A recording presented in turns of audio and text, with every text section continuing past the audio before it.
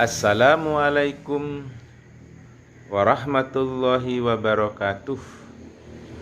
Alhamdulillahirabbil alamin. Wabihi nasta'inu wa ala umurid dunya waddin. Asyhadu an la ilaha illallah wahdahu la syarikalah. Wa asyhadu anna Muhammadan abduhu wa rasuluh sallallahu alaihi wasallam la nabiyya ba'dah. Allahumma salli wa sallim wa barik ala sayyidina Muhammadin wa ala alihi wa ashabihi rasulillahi ajmain. Amma ba'du fa ya ayyuhal mu'minun wal hadirun rahimakumullah, ittaqullaha haqqa tuqatih wa la tamutunna illa wa antum muslimun. Qala Allah ta'ala fi kitabil karim, a'udzubillahi minasyaitonir rajim. Bismillahirrahmanirrahim. Ya ayyuhalladzina amanu la tuharrimu thayyibati ma ahalallah lakum wala ta'tadu innallaha la yuhibbul mu'tadin. Hai orang-orang yang beriman, janganlah kamu haramkan apa-apa yang baik yang telah Allah halalkan bagimu, dan janganlah kamu melampaui batas. Sesungguhnya Allah tidak menyukai orang-orang yang melampaui batas. Al-Quran Surat Al-Ma'idah surah yang kelima ayat 87. Saudara sekalian dimanapun berada, kali ini saya nak mencuba bercampur bahasa Melayu. Saya nak menyampaikan tentang kuliah Islam dan tamadun Melayu. Bagian pertama untuk seluruh mahasiswa dimanapun berada. Dan mata kuliah ini adalah mata kuliah pilihan. Jadi bukan mata kuliah fakultas, bukan pula universitas, bukan pula jurusan. Tapi ini mata kuliah pilihan. Jadi semua yang memilih mata kuliah tamadun Melayu ini adalah di semua fakultas, di 9 fakultas Universitas Islam Negeri Sultan Syarif Qasim Pekanbaru. Nah, pada pertemuan pertama ini saya mengucap syukur kepada Allah SWT. Hari ini kita bersama-sama dapat melaksanakan perkuliahan Islam dan tamadun Melayu ini. Mudah-mudahan dengan izin dan rahmat Allah SWT saya dapat menyampaikan sedikit banyaklah tentang Islam dan tamadun Melayu. Saya berharap apa yang saya sampaikan ini kepada kita semua, kita orang-orang Melayu, kita dapat ambil kepahaman lah untuk dunia dan akhirat.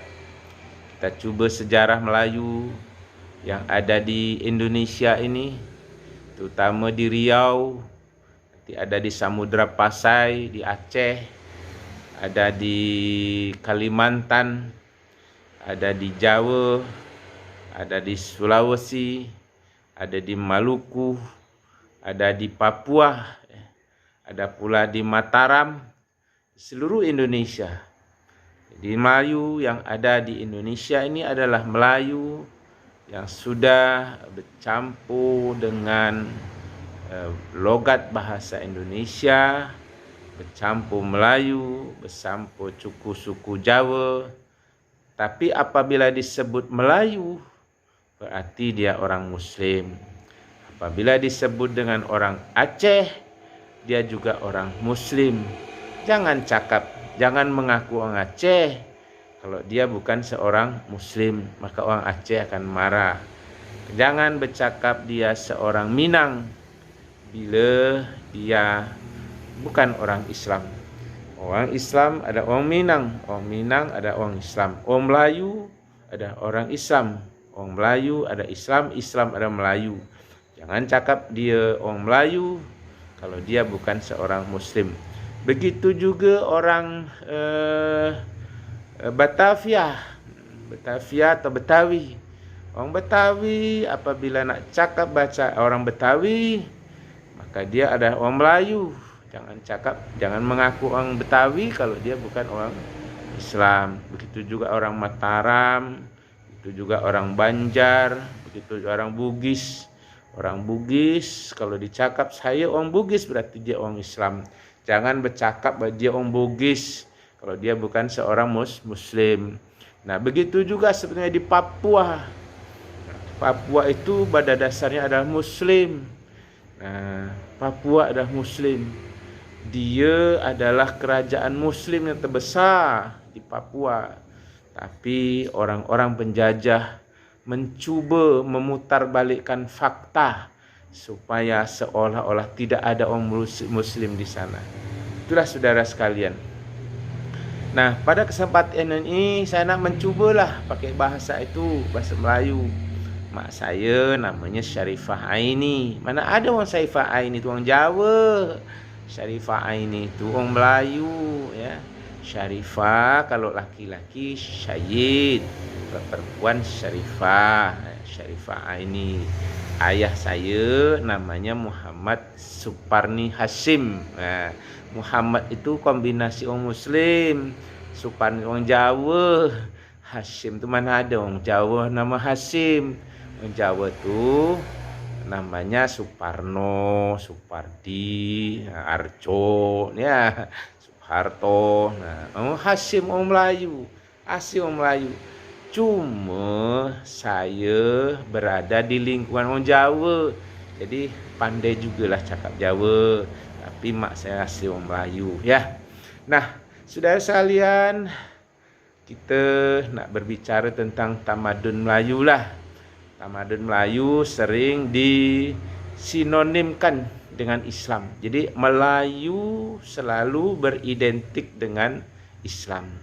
Ia bagaikan dua entitas, ya, yang tidak dapat dipisahkan karena orang Melayu sudah lama menganut agama Islam. Alam Melayu adalah kawasan yang menerima pengaruh Hindu dan Buddha dulunya.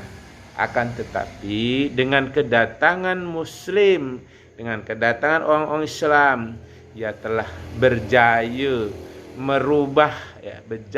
merubah kawasan ini kepada pusat perkembangan Islam, sehingga dikatakan kebangkitan tamadun Melayu ini sejalan dengan perkembangannya Islam yang ada di Nusantara ini.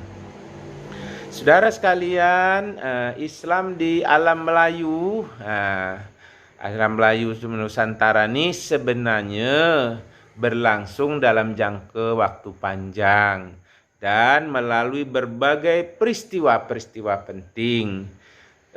Hubungan Islam dengan orang Melayu menarik, ya, menarik perhatian pihak bangsa luar, dan timbul perasaan iri hati terhadap kemakmuran orang-orang Islam, sehingga bangsa Eropa datang memasuki kawasan Nusantara guna mengambil kekayaan alamnya. Awalnya kekayaan alam Nusantara ini dibeli, lama-lama dia pun masuklah ke wilayah Islam Melayu ni. Nah, sistem sosial masyarakat Nusantara sebelum kedatangan Islam dipengaruhi oleh sistem kasta Hindu yang melahirkan dua kelompok yang sangat jauh berbeza. Perkembangan tersebut sangat menentukan status sosial masyarakat, dan perbedaan inilah yang terkikis habis dengan kedatangan Islam yang mengajarkan bahawa manusia itu sama-sama di sisi Allah, sama derajatnya di sisi manusia. Tidak ada yang membedakan illa taqwa minkum kecuali takwanya. Dan yang membezakannya adalah iman. Nah, yang membezakan adalah iman. Berkaitan dengan hal itu, tulisan ini melihat sejauh mana ya. Nah, mata kuliah ini melihat sejauh mana implementasinya terhadap pelaku sosial masyarakat Melayu di Riau dan sekitarnya dulu. Jadi kita kaji di Riau dulu ya. Di Riau dulu dan sekitarnya dari waktu ke waktu sampai sekarang. Nah, kita mencoba membahas ini secara bertahap. Saudara, Imperium Melayu Riau. Riau kita coba dulu ya. Imperium Melayu Riau adalah penyambung warisan Kerajaan Sriwijaya. Itu ya. Asal muasalnya kita ini adalah Kerajaan Sriwijaya dulu, kerajaan Hindu. Ya. Kedatangan Sriwijaya yang mula-mula sejak tahun 517 sampai 683 di bawah kekuasaan Melayu ya. Dulunya kekuasaan Melayu. Di bawah kekuasaan Melayu dulunya. Dengan meliputi daerah Sumatera, Sumatera Tengah, Sumatera Selatan, sampai Barat, sampai akhirnya seluruh Pulau Sumatera ini. Kemudian Sriwijaya Sailendra namanya ya, bermula pada penghabisan abad ke-7 dan berakhir pada penghujung abad ke-12 ya. Kemaharajaan Melayu yang dimulai dari Kerajaan Bintan itu masih pada abad ke-12, ke-13 Masehi dan kemudian memasuki periode Melayu Riau, yaitu zaman Melaka, abad ke-14 sampai abad ke-15 Masehi. Zaman Johor Kampar, ada Johor baru, kemudian Kampar, betaut dia. Ada Johor baru, ada Kampar. Nah, itu pada abad ke-16 dan 17 Masehi. Kemudian zaman Riau Lingga, ada zaman Riau Lingga pada abad ke-18 sampai ke-19. Nah, inilah dia. Kemudian para mesyuara yaitu Iskandar Shah.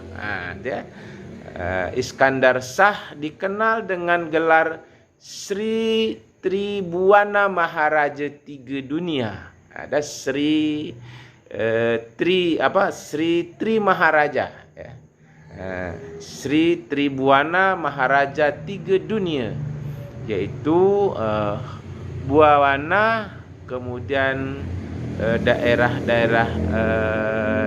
sekeliling yang ada di Riau inilah. Dia seorang pangeran keturunan raja besar. Ia sangat berpandangan luas, cerdik, cendekia, mempunyai gagasan untuk menyatukan Nusantara ini, dan akhirnya beliaulah yang membukakan jalan bagi perkembangan Islam di daerah Melayu, daerah Nusantara ini. Pameswara ini adalah keturunan Raja-Raja Sriwijaya Sailendra. Di sebelumnya dia orang-orang Hindu, orang Buddha. Ya, orang Hindu, orang Buddha bergabung, bercampur karena orang Melayu ini adalah orang yang elok, Islam ini rahmatan lil alamin, diterima dengan segala senang hati.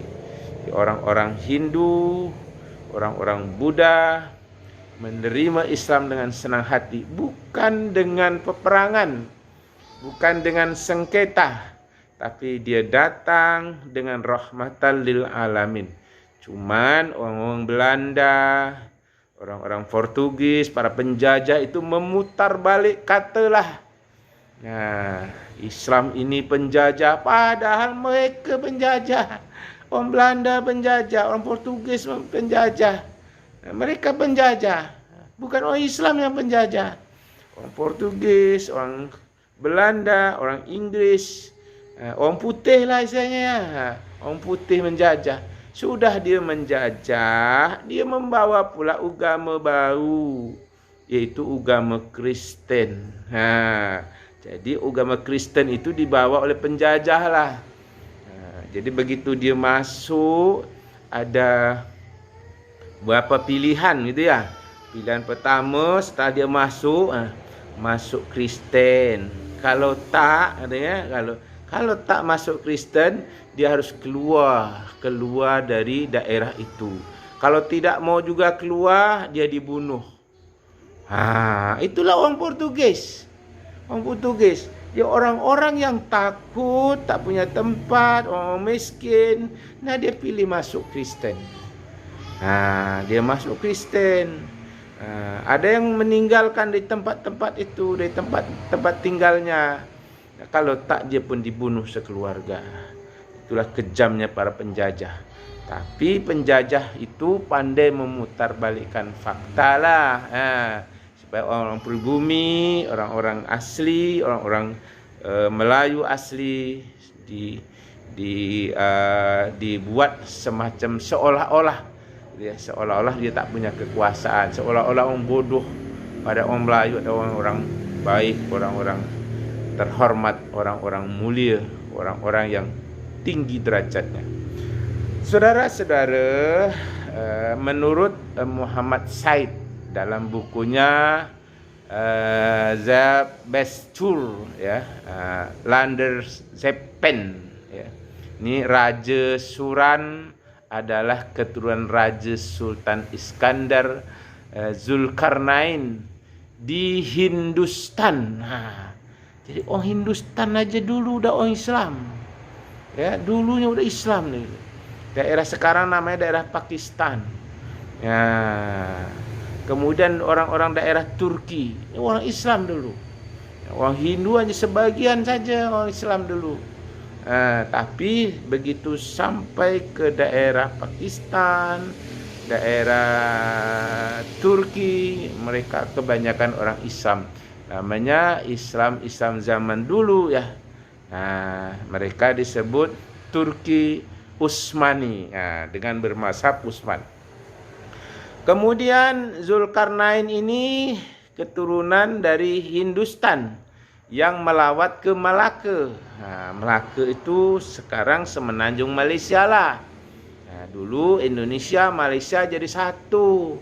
Tapi karena ada penjajah, terbelah-belah lah.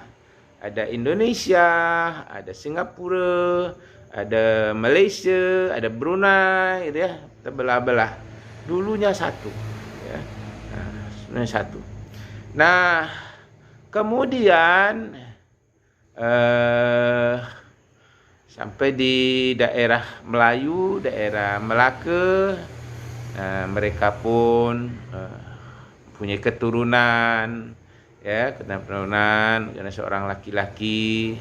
Kemudian di antara putranya adalah sang Purba namanya. Dia kahwin atau menikah dengan Ratu Riau. Ini asal muasalnya. Orang Riau dulunya Muslim juga, walaupun ada pengaruh Hindu. Dari putranya menjadi turunan Raja Riau, namanya Sang Sri Purba sendiri pergi ke Bukit Sigantung, namanya Bukit Sigantung Mahameru, dulu sekarang namanya Palembang, ya, menjadi raja dan kahwin atau menikah di sana. Ia melawat ke Minangkabau. Minangkabau tu dulu namanya Pagaruyung lah, ya. Pagaruyung. Di Pagaruyung pun di sana sudah Muslim. Pagaruyung tu udah Muslim. Makanya kalau ada orang cakap aku orang Minang, tapi dia non Muslim, jangan haraplah. Orang Minang pasti maju, orang Minang pasti marah. Karena Minang identik dengan Islam. Orang Minang identik Islam. Jadi kalau dia cakap saya orang Minang, berarti dia orang Islam. Dia cakap orang Melayu, saya orang Islam, pasti Islam. Dia cakap orang Aceh, pasti orang Aceh itu Islam. Nah, dia cakap orang Banjar Islam. Apa lagi? Orang Betawi Islam. Apa lagi? Daerah Makassar, lebih parah lagi. Jadi orang Bugis yang ada di Makassar itu paling fanatik lah terhadap Islam nih. Karena dia memang dari awalnya dia beragama Islam. Kalau dia mengaku orang Bugis, suku Bugis, tapi dia non-Muslim, jangan cakap, jangan harap dah. Dia adalah seorang Muslim. Kalau dia bercakap dirinya seorang Bugis, tidaklah beragama Islam, maka orang Bugis akan marah semarah-marahnya. Saudara, dari Pagaruyung tadi kemudian menyebar keturunannya menjadi para raja-raja yang ada di Aceh. Anak-anaknya ada yang di Siak, ada di Gunung Sahilan. Gunung Sahilan tuh sekarang Kampar lah ya. Kampar dia ada di sana. Nah, kemudian ada lagi daerah-daerah sekitarnya ya. Para Meswara atau Iskandar Shah dikenal dengan gelar Sri Tribuana, Maharaja Tiga Buana. Maharaja Tiga Buana ini disebut dengan Buana ya. Buana, seorang pangeran keturunan raja besar. Ia sangat berpandangan luas, cerdik, pandai, seorang cendekia, seorang yang alim, hafiz Al-Quran. Hafiz Al-Quran, tak tanggung-tanggung dia seorang raja, tapi dia hafiz Al-Quran. Mempunyai gagasan yang menyatukan Nusantara, dan akhirnya beliaulah pula yang membukakan jalan bagi perkembangan Islam di seluruh Nusantara ini. Nah, saudara sekalian, di antara putranya dari sang si Purba, dia kahwin atau menikah dengan Ratu Riau. Nah, ini Ratu Riau ini menikah nih ya. Nah, setelah itu apa yang mereka lakukan? Mereka naik tata keindraannya, kemudian keturunan ke Bukit Sigantung, namanya ada Bukit Sigantung, Mahameru, kemudian ada di daerah Sang Purba di Raja, kemudian ada di Bukit Siguntang, kemudian ada lagi yang menikah ke daerah putra yang berasal dari Muntah, daerah daerah Talang Mandi gitu ya. Nah, kemudian dari pernikahan itu lahirlah seorang putra, di mana sang Manika, yang kemudian lahir pula putra yang kedua yang disebut dengan Sang Jaya Mantaka. Kemudian lahir lagi yang ketiga, diberi nama Sang Saniaka, dan yang keempat Sang Santiaka. Kemudian Sang Manika dirajakan di Bintan. Kemudian ada lagi dirajakan di Singapura. Dulu termasuk negara-negara Singapura itu adalah termasuk negara Siak lah.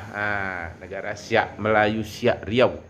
Dulu namanya negara Siak.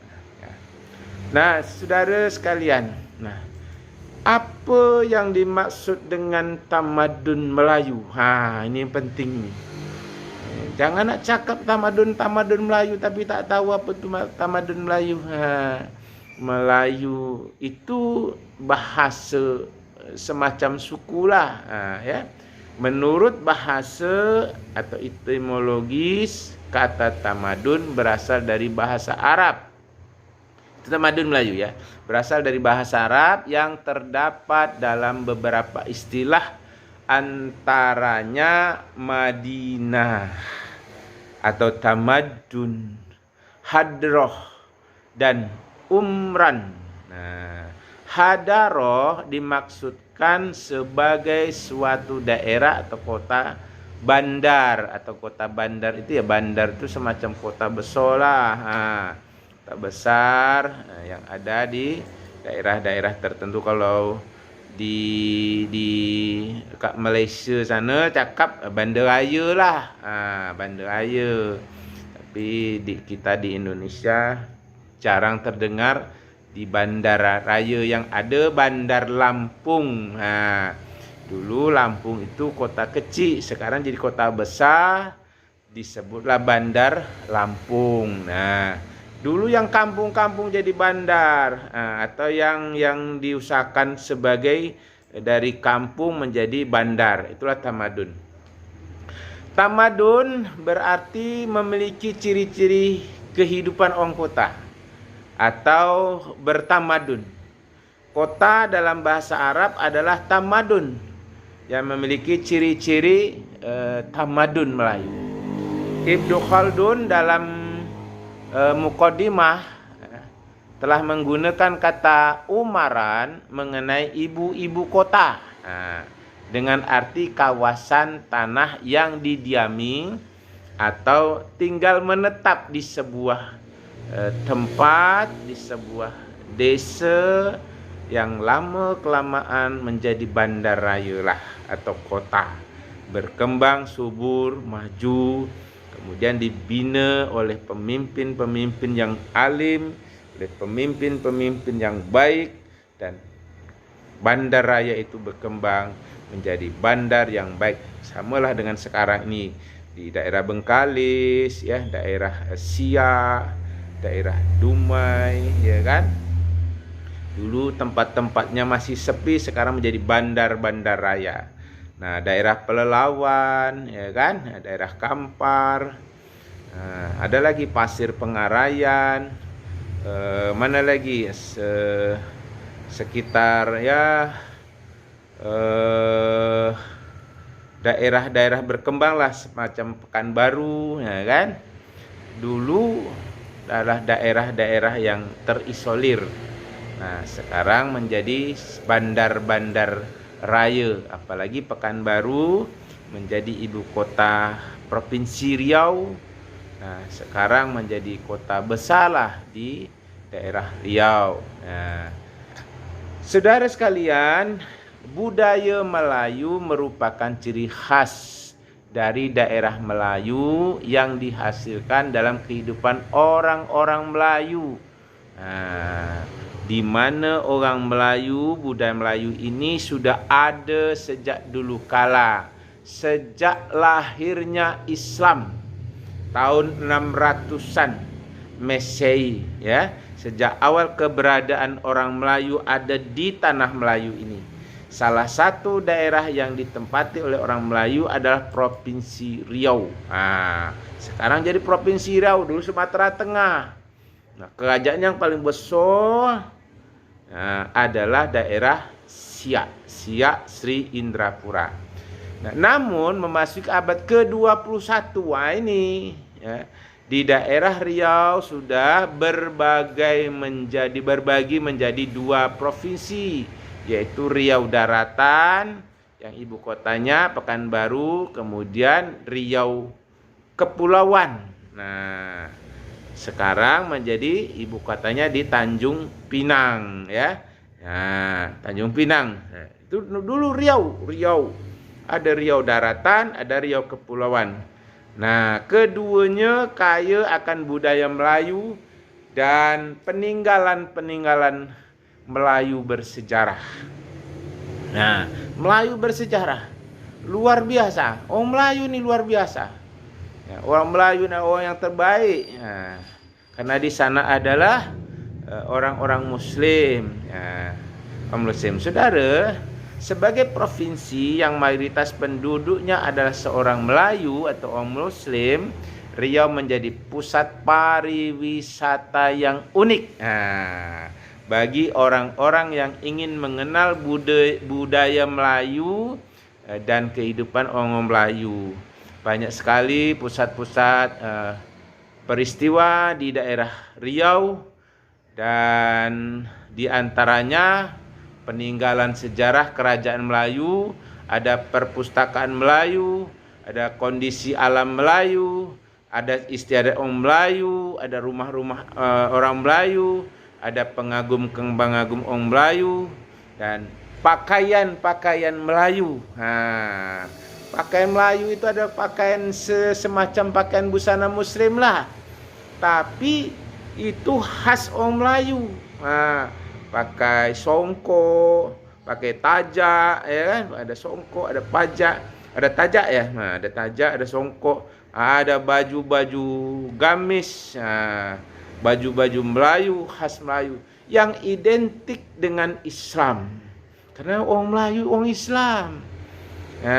Yang perempuan, yang wanita pakai hijab. Pakai hijab. Jangan salah, itulah kebesaran orang Melayu. Nah, saudara, tamadun Melayu adalah istilah yang sepadan dengan kata Madinah.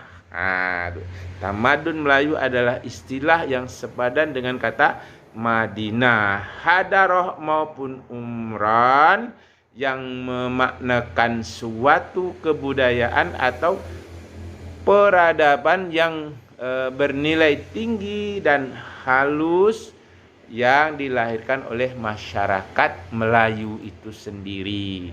Orang Melayu itu melahirkan suatu kebesaran lah. Jadi orang Melayu ini adalah orang yang paling baik lah. Tutur katanya lemah lembut ya. Bukan apalah, bukan memuji-muji apalah, tapi memang itu yang nyata ya. Sejak pada abad ke-6 sampai saat sekarang ini, orang Melayu mempunyai kebesaran, sehingga orang Melayu itu sendiri disebut sebagai orang-orang yang berkebangsaan tinggi lah. Kata tamadun Melayu diambil dari bahasa Arab nih sebetulnya ya. Tamadun Melayu itu berasal dari bahasa Arab. Cuman Melayunya asli orang Riau, suku. Tamadun itu Madinah dicampur dengan orang Melayu. Orang Melayu itu orang suku, suku Melayu. Suku Melayu. Begitu masuk Islam disebut Islam Melayu. Jadi orang Melayu identik Islam lah. Jadi kalau ada orang cakap orang Melayu, dia bukan orang Islam, dia bukan orang Melayu. Kalau dia cakap orang Melayu, berarti bohong lah kalau dia bukan orang Islam. Tamadun Melayu diambil dari bahasa Arab, yakni Madanah. Berarti membangun suatu kota atau masyarakat yang mempunyai peradaban tinggi. Orang Melayu itu peradabannya tinggi luar biasa tak? Luar biasa orang Melayu itu. Tamadun Melayu lebih diartikan kepada keadaan hidup masyarakat yang maju. Orang Melayu itu orang maju. Orang Melayu orang yang cerdas. Orang Melayu orang yang rajin. Kalau ada orang cakap orang Melayu malas, dia pemalas sebetulnya. Karena ada orang Melayu pemalas. Kalau Melayu pemalas tak mungkin bisa membangun negeri lah. Ya kan? Orang Melayu itu orang yang intelektualnya tinggi. Cuman masalahnya ada orang-orang, para penjajah itulah merendahkan bangsanya sendiri. Dibungkusnya sedemikian rupa, dicakap orang pribumi ini pemalas, orang pribumi ini orang bodoh-bodoh, karena memang tak disekolahkan sama orang pribumi, orang-orang penjajah. Supaya apa? Dia lama menjajah negeri kita ni. Bayangkan 350 tahun dijajah Belanda, belum lagi Portugis, belum lagi Inggris, belum lagi Jepang. Tak dididik orang Melayu ni. Tak ada kesempatan nak jadi orang tinggi, tak ada kesempatan nak kuliah tinggi-tinggi. Kalaupun ada 1, 2, 3, ada juga yang dicekal. Saudara sekalian, Dalam banyak kajian, istilah tamadun Melayu ini lebih sering digunakan untuk menggambarkan kebudayaan dan peradaban Islam. Yakni suatu produk baik di dalam bentuk tradisi, budaya, bangunan fisik maupun hasil pemikiran yang dihasilkan oleh umat-umat Islam zaman dulu. Nah, secara etimologis kata tamadun Melayu berasal dari bahasa Arab yang terdapat dalam beberapa istilah, antaranya Madinah, kemudian tamadun, kemudian hadroh dan umran. Tamadun yang berarti memiliki ciri hidup kota orang-orang maju, atau orang-orang bertamadun. Di orang tamadun Melayu itu adalah orang ciri-ciri orang hidup di kota yang mempunyai pola pikir yang maju, membangun negeri yang baik, rencana pembangunan yang bagus, pendidikan yang baik. Di orang Melayu belajar agama lah. Orang Melayu belajar agama dengan serta-merta. Kebanyakan orang Melayu itu kalau sekarang di zaman modern ini banyak masuk pondok-pondok pesantren, banyak hafiz-hafiz Al-Quran, walaupun ada sebagian menghina, mencela, mencaci, mencerca orang Islam seperti itu, tinggi pola pikirnya, kaji Al-Quran, kaji hadis. Orang-orang non-muslim, orang-orang penjajah itu kalau belajar agama dia mengatakan itu tak elok lah, tak baik lah, tak baik, tak elok. Tapi orang-orang Melayu tetap dia berpendirian bahwa agama di atas segala-galanya. Sama gini, orang belajar agama ni kalau saudara menanam sawit, sawit itu diibaratkan agama lah. Pasti tumbuh rumput. Rumput tak pernah ditanam. Sawitnya dirawat itu pun masih gagal. Masih digagal. Kadang tak tumbuh, sudah tumbuh tapi tak berbuah. Padahal rumput tidak ditanam dia akan tumbuh subur. Itulah dunia. Ada lagi mengibaratkan tanam padi. Orang Melayu ni mengibaratkan tanam padi lah. Tanam padi kat sawah Tanam padi kat sawah. Sawahnya dipupuk, ditanam padi bagus-bagus, dicari bibit yang unggul setelah ditanam, apa yang terjadi? Tumbuh jugalah rumput tu. Rumput sebanyak-banyak rumput itu dipupuk, lebih subur pula rumputnya daripada padi. Itulah ibaratnya anak-anak orang Melayu ini yang belajar di pondok pesantren, yang belajar agama di sekolah agama, di madrasah-madrasah, lah dipupuk, tapi tu padi masih lebih kalah dengan rumputnya. Itulah rumput di dunia. Dia tidak perlu ditanam, rumput itu tumbuh dengan sendirinya.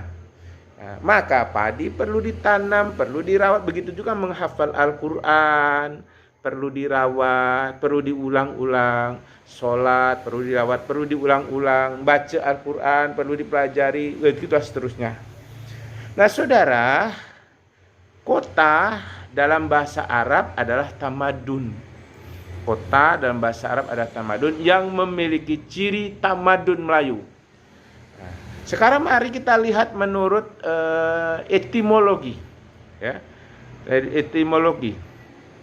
Nah, tamadun merupakan pencapaian manusia dalam bentuk kota atau script, kesenian, seni bangunan, seni agama, seni undang-undang, seni politik. Jadi tamadun Melayu itu juga sebagai seni. Sebagai seni. Ada nanti akan timbul seni tari, ada akan timbul seni drama, ada timbul arsitek, bangunan-bangunan yang bagus tuh, itu terukir dari seni-seni orang pemikiran orang Melayu. Makanya di Riau ada rumah adat Melayu lah. Di Minang ada rumah adat Minang. Di Aceh ada rumah adat Aceh. Di Sumatera Utara ada rumah adat Sumatera Utara. Di Melayu Deli ada rumah adat Melayu Deli. Nah, jadi seni-seni bangunan peninggalan orang Melayu, peninggalan orang-orang zaman dulu, itu perlu dilestarikan di saat dunia sekarang ini yang disebut dengan modernisasi. Nah, kita perlu Nusantara, wajib. Kita perlu Bhinneka Tunggal Ika, wajib. Kita bangsa Indonesia, wajib kita hormati, kita hargai, kita junjung tinggi. Tapi yang Melayu harus di atas segalanya. Ya, orang Melayu adalah orang yang mempunyai intelektual tinggi. Nah, orang Melayu orang yang memiliki intelektual tinggi. Perlu. Nah, ini sangat-sangat perlu. Kita orang Melayu harus berpikir tinggi. Silahkan jadi arsitektur. Silakan jadi penghafiz Al-Quran. Silakan jadi sarjana. Silakan jadi dosen. Silakan jadi guru. Silakan jadi pemimpin. Silakan jadi gubernur. Jika perlu orang Melayu jadi presiden. Supaya apa? Kalau kita dibungkus dengan Melayu, alam Melayu ini akan berkembang. Pendidikan akan menjadi maju. Bohong. Kalau pendidikan tanpa agama itu akan tinggi. Itu hanya pola pikir orang-orang penjajah sajalah. Ya, pola pikir orang-orang penjajah. Jadi kita tinggalkanlah dulu itu sejenak. Baik saudara sekalian, untuk bagian ini ya. Untuk bagian ini kita cukupkan dulu. Insya Allah nanti kita lanjutkan pada seksi yang kedua. Fa'tabiru ulul absar la'allakum tattaqun.